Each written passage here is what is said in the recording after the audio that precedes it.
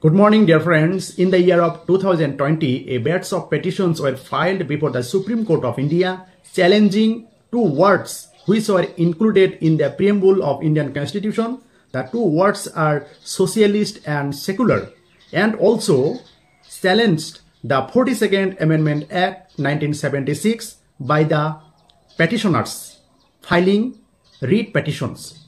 After hearing the writ petitions, the bench of Chief Justice of India, Justice Sanjeev Khanna and Justice Sanjay Kumar dismissed a batch of petitions challenging the inclusions of the words socialist and secular in the preamble to the Constitution as per the 42nd Amendment passed in 1976.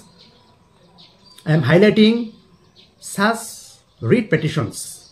Citation number 1, Balaram Singh versus Union of India, writ petition number 645 of 2020.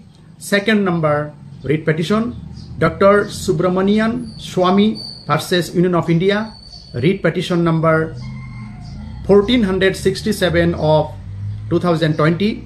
And third number, Ashwini Upadhyay versus Union of India, MA 835/2024.